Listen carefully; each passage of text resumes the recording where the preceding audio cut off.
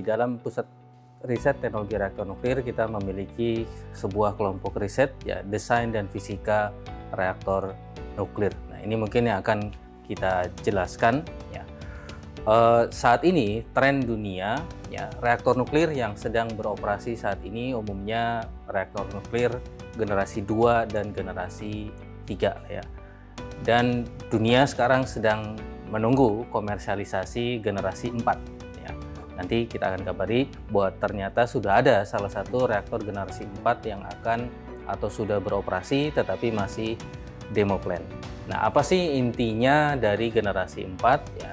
Ada beberapa tantangan ya yang dijawab oleh para desainer reaktor nuklir dengan melahirkan generasi 4. Salah satunya bagaimana reaktornya memang bisa safe ya. Dari sisi safety, reaktornya betul-betul safe, artinya misalnya dia tidak bergantung kepada operator ya. Dia mengandalkan sistem mekanisme alamiah yang kita kenal passive safety system, dan juga penggunaan bahan bakar yang sangat besar ya, karena yang sangat efisien.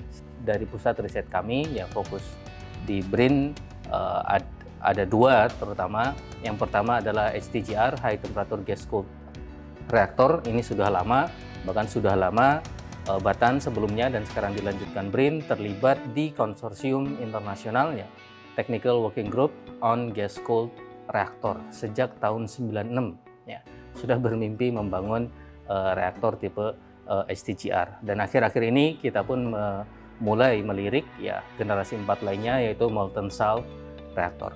Nah, khusus di HTGR maka kita mengembangkan desain ya, bahkan desain itu alhamdulillah sekarang masuk ya di dalam list desain yang dikumpulkan oleh EIA. Artinya international acknowledgement sudah mulai ada. Tentu tidak berarti desainnya sudah beres ya, tetapi achievement di tahap awal ini mendapatkan international acknowledgement ya dari EIA ya, Forum Nuklir Internasional. Itu yang sudah masuk, bahkan secara lokal, di lokal desain itu pun sudah kita patenkan ya. Di Kemenhumkam ya sudah terbit paten di tahun 2021 ya, kita submit 2017, jadi perlu waktu yang lumayan lama untuk paten itu keluar. Nah, intinya kelompok riset yang dikepalai oleh Dr. Anies Rohanda ini adalah desain dan fisika reaktor nuklir. Jadi bagaimana target tadi yang kita inginkan agar bahan bakarnya efisien, di waktu yang sama juga dia aman, di waktu yang sama juga dia tidak semakin kompleks ya. Karena kalau reaktornya makin kompleks, nambah sistem, akhirnya ekonominya menjadi masalah, reaktornya menjadi mahal. Nah, bagaimana mencapai itu? Kelompok riset ini, desain dan fisika reaktor nuklir, membahas di, kita istilahkan mungkin core of the core-nya ya, yaitu di teras reaktornya. Bagaimana reaksi fisi terjadi di teras reaktor, bagaimana bahan bakar berubah selama menghasilkan energi, bagaimana panas yang dihasilkan itu didinginkan. Ini expertise dari pusat kelompok riset ya, desain dan fisika reaktor nuklir. Lingkup kegiatan kelompok riset kami berkaitan dengan dua hal. Yang pertama, desain reaktor nuklir, dan yang kedua adalah aspek fisika dari reaktor nuklir. Jumlah personil atau periset yang ada di kelompok riset kami setidaknya ada 23 orang atau 23 periset dengan berbagai kepakaran. Di antaranya yang pertama ada kepakaran neutronik atau fisika reaktor, kemudian kepakaran termohidrolika, kemudian kepakaran perisai radiasi dan dosimetri reaktor, dan juga ada kepakaran sistem kogenerasi reaktor. Terkait fasilitas atau layanan yang ada di kelompok riset kami, setidaknya ada dua hal. Yang pertama terkait bimbingan ilmiah. Bimbingan bisa berasal dari mahasiswa atau siswa yang melakukan kerja praktek, magang, ataupun tugas akhir, termasuk juga di dalamnya bimbingan teknis terkait penulisan karya tulis ilmiah. Kemudian jenis fasilitas atau layanan yang kedua adalah berkaitan dengan pemodelan ataupun analisis ataupun simulasi yang terkait aspek desain dan fisika reaktor nuklir. Jadi kami memiliki beberapa code atau program komputer yang berlisensi yang dapat digunakan untuk analisis, desain, dan fisika reaktor nuklir. Kami harapkan dapat dimanfaatkan semaksimalnya bagi masyarakat atau komunitas ilmiah untuk berkontribusi, untuk melakukan studi atau tugas akhirnya di kelompok riset kami. Mengapa perhitungan atau analisa neutron ini sangat penting? Karena dari perhitungan atau analisis ini nanti diperoleh bagaimana keselamatan reaktor itu dari segi neutronik bisa diandalkan reaktor tersebut tidak mengalami suatu kecelakaan atau membahayakan dari segi operasinya. Ya, kita tim neutronik dari Peluit 40 ini, yaitu saya sendiri Pak Suwoto dan rekan kita Pak Zuher, dan juga ada Pak Topan Setiadipura. Ini masuk tim kita. Kemarin sudah presentasi di depan Pertamina di sana dalam workshop, bahwa pentingnya aspek neutronik perlu dikaji lebih lanjut sehingga reaktor dapat dioperasikan dengan aman, selamat, tanpa adanya gangguan atau kecelakaan. Kenapa reaktor ini diandalkan? Karena reaktor ini dapat membangkitkan panas hingga temperatur 700 derajat Celcius, sehingga uap panas tersebut dapat dimanfaatkan untuk produksi hidrogen atau bisa juga dimanfaatkan untuk.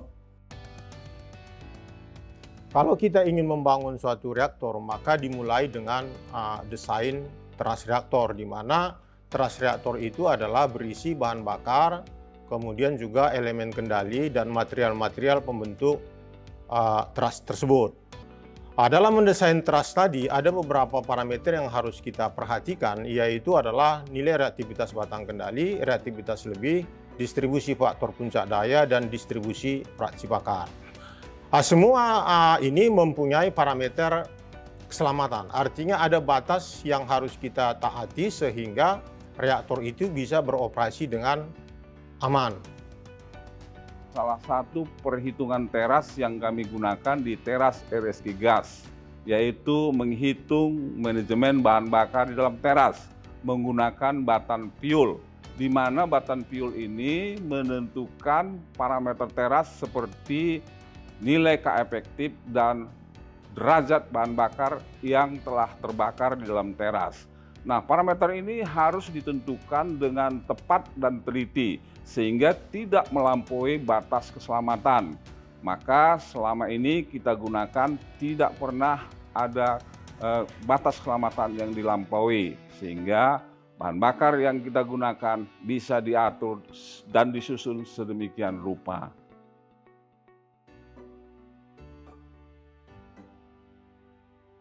Kalau kita bertanya tentang kenapa kita harus transisi ke generasi reaktor nuklir generasi 4, maka pertanyaannya memangnya apa yang salah sebenarnya dari generasi 3? Mengapa dari generasi 3 kita harus pindah ke generasi 4?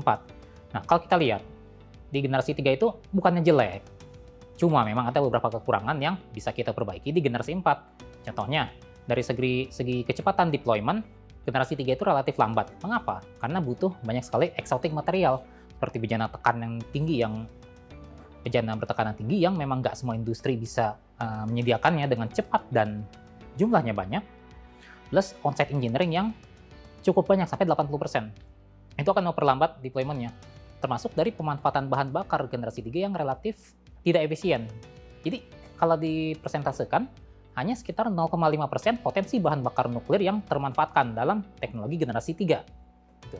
Apalagi pemanfaatannya juga terbatas. Rata-rata hanya digunakan untuk listrik saja. Plus, dari segi keselamatan dan biaya pembangunan itu masih bisa dioptimalkan lagi, masih bisa diperbaiki lagi supaya lebih baik gitu. Nah, disinilah pentingnya masuknya reaktor generasi 4, yang mana secara deployment dia bisa lebih cepat. Mengapa? Karena reaktor generasi 4 lebih banyak mengandalkan modularisasi, jadi reaktornya dibikin dalam modul-modul, lalu dikirim ke tempat ke tapak, lalu tinggal dipasang. Lalu diproduksi, itu di pabrik, bukan di tempat. Ini tinggal proses di pabrik menggunakan mesin, sehingga lebih cepat. Tinggal pasang dalam modul, taruh di tapak dalam sistem plug and play. Itu kan jauh lebih cepat. Waktu pembangunan bisa dipotong dari 5-6 tahun menjadi 2 tahun.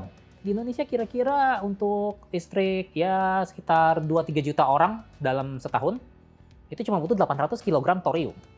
Bandingkan dengan generasi 3 yang paling tidak butuh 200 ton uranium per tahun. Artinya, penghematannya adalah kurang lebih ya 200 kali lipat lebih hemat lah ya masalah ini. Inilah keunggulan teknologi reaktor generasi 4 yang sedang dikembangkan.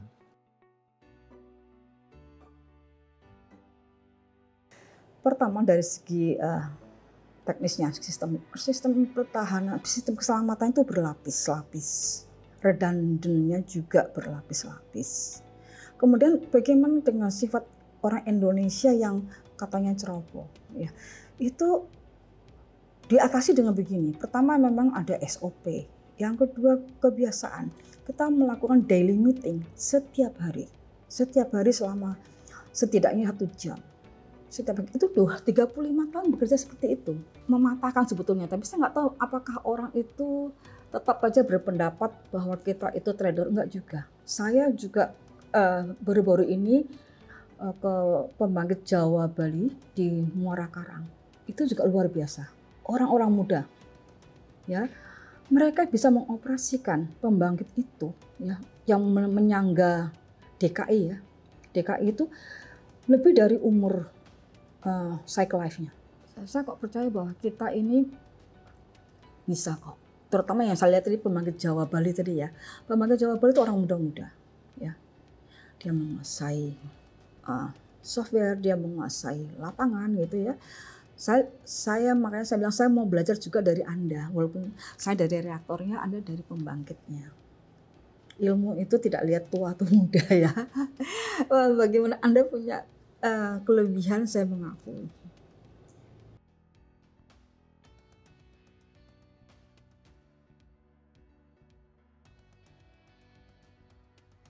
Mengenai bagaimana peran nuklir dalam mendukung emisi karbon ya, dalam mendukung net zero emission, nuklir seperti kita ketahui bersama merupakan sebenarnya solusi jangka pendek maupun jangka panjang bagi kelistrikan nasional atau sistem energi nasional.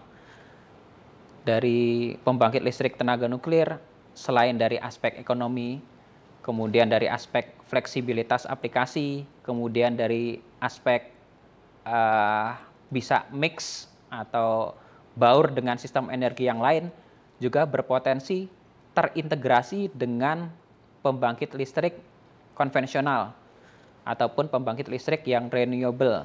Hal itulah menjadi beberapa keunggulan mengapa solusi teknologi nuklir itu bisa dikedepankan dalam sistem bauran energi nasional. Saya pikir itu ya merupakan keunggulan dari pembangkit listrik tenaga nuklir, terutama yang generasi 4.